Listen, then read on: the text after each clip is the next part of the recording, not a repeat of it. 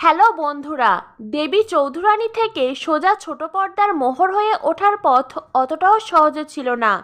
তবে নিজের অভিনয় দক্ষতায় দাপটের সঙ্গে অভিনয় করে গিয়েছেন। মোহর ধারাবাহিক তার ক্যারিয়ার পাল্টে দিয়েছে। এই ধারাবাহিকের পর অয়বী সিরিজেও কাজ করেছেন সোনামণি সাহা।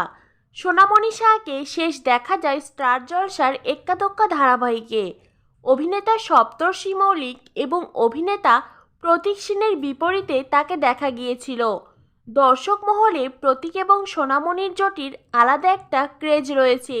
বাস্তবেও তাদের মধ্যে ভালো বন্ধুত্ব।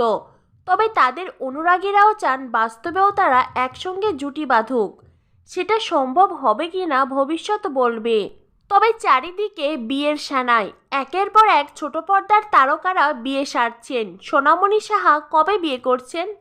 এই প্রসঙ্গে একটি জনপ্রিয় সংবাদ মাধ্যমকে অভিনেত্রী জানিয়েছেন, এই মুহূর্তে বিয়ে এবং সংসার নিয়ে কোনো পরিকল্পনা করছি না, করলে সকলকে জানিয়ে দেব। এক্কা দোক্কার পর বিরতিতে আছেন সোনামণি সাহা।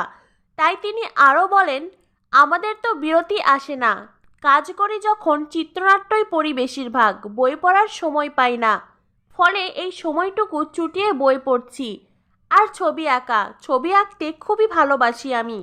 এখন প্রাণ ভরে ছবি আঁকছি, শুয়ে থাকছি, ঘুমাচ্ছি, নিজেকে খুব প্যাম্পার করছি। তবে অভিনেত্রী এটাও জানিয়েছেন তার কাজের প্রস্তাব আসছে প্রচুর।